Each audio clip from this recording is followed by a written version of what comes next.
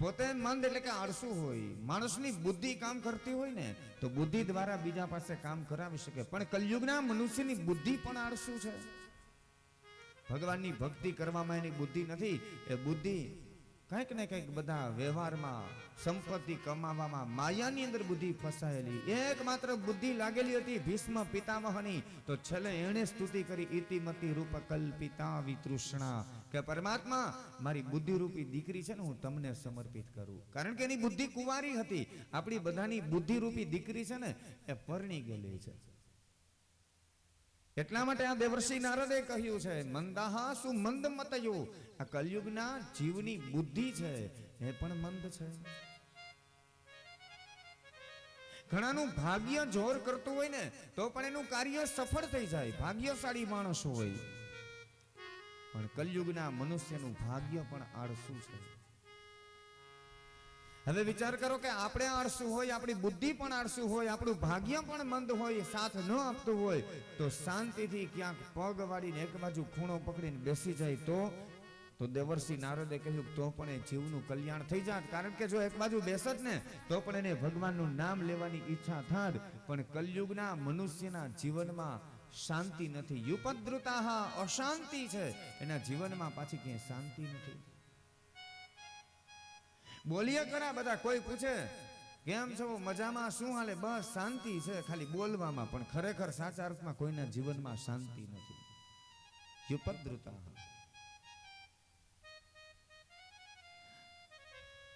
દેવર્ષિ નારદ જ્યારે આવું જીવન જોયું ચિંતામાં પડ્યા. દેવર્ષિ નારદ આગળ આગળ જાય છે, યમુનાજીના કિનારેથી પસાર થયા, અને જ્યારે નારદ યમુનાના કિનારેથી પસાર થયા, કોઈ એક યુવાન સ્ત્રીનો અવાજ સાંભળ્યો.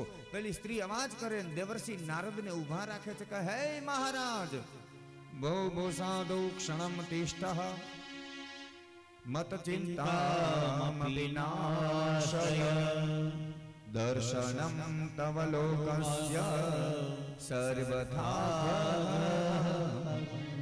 પેલી સ્ત્રીએ કહ્યું કે હે મહારાજ, એક ક્ષણ તમે ઊભા રહો ને, તમને જોતા જ મને શાંતિ મળી. તમે એક ક્ષણ ઊભા રહો. મારા જીવનમાં દુઃખ છે, તમે દુઃખનું નિવારણ કરો, દુઃખ દૂર કરો. દેવર્ષિ નારદ ઊભા રહ્યા, પાછળ વળી જોવે છે, ત્યાં તો એક સુંદર યુવાન સ્ત્રી ઊભી છે. દેવર્ષિ નારદે કહ્યું કે આપ કોણ છો અને મને શા માટે તમે ઊભો રાખ્યો? તમારા જીવનમાં શું દુઃખ છે કે મને તમે શું કામે અટકાવજો? પેલી સ્ત્રીએ પોતાનો પરિચય આપ્યો, અને પેલી સ્ત્રી નારદને કહે છે કે હે મહારાજ, અહમ ભક્તિ રીતિ ખ્યાતા ઇમો મે તનયો મતો જ્ઞાન વૈરાગ્ય નામનો કાલ યોગે ન જર્જરો.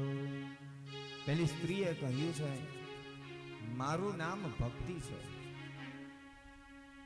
હું ભક્તિ મહારાણી છું, અને હે નારદ, મારા જીવનનું બીજું કંઈ દુઃખ નથી.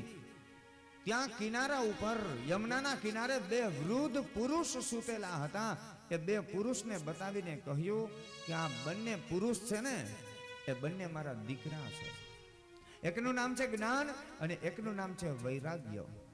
અને આજ મારા જીવનનું દુઃખ છે કે હું યુવાન છું અને મારા દીકરા છે વૃદ્ધ છે, બેભાન થઈને સૂઈ ગયા છે. હું એને જગાવવાની કોશિશ કરું છું પણ છતાંય જાગતા નથી. તમે એને જગાવો ને. અને મારી વિધિની વક્રતા તો જોવો હે નારદ, માં વૃદ્ધ હોય અને દીકરા યુવાન હોવા જોઈએ, પણ મારા જીવનમાં ઊંધું છે. હું યુવાન છું ને મારા દીકરા વૃદ્ધ છે. ઉત્પન્ના દ્રવિડે સાહમ વૃદ્ધિમ કર્ણાટકે ગતા ક્વચિત ક્વચિત મહારાષ્ટ્રે ગુર્જરે જીર્ણતા.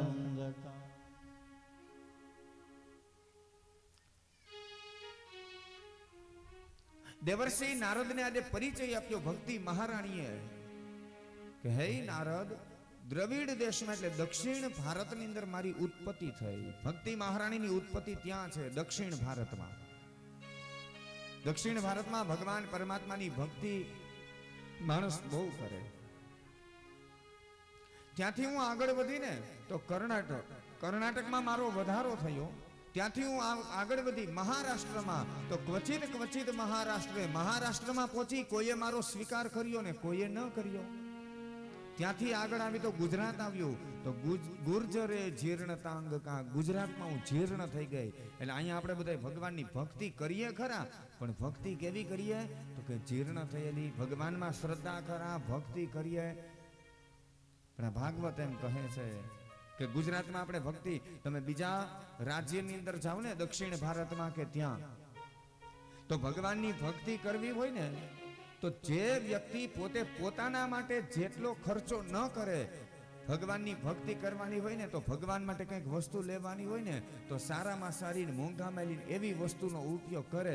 અને ગુજરાતમાં ભક્તિ જીર્ણ થઈ ગઈ એટલે આપણે અહીંયા ભક્તિ કરીએ ખરા, પણ દુકાને જાય ને એટલે પેલા એમ કહે, ભાઈ અમારે હવે કંઈક દાન દેવું છે ને એવું આપજો ને લે. આપણા માટે કપડાની ખરીદી કરીએ, 5000ની કપડાની ખરીદી, પણ જ્યાં કાંઈક મંદિરમાં દેવાનું થાય, કોઈ પૂજારીને દેવાનું હોય, દાન કરવાનું હોય, ભલે આપણા જ પિતૃ નિમિત્તે દાન કરશું, કારણ કે આ ભક્તિનો નિયમ છે, એમાં આપણો વાંક નથી. ગુજરાતની અંદર ભક્તિ જીર્ણ થઈ. ભક્તિ કરીએ પણ આ રીતના કરશું.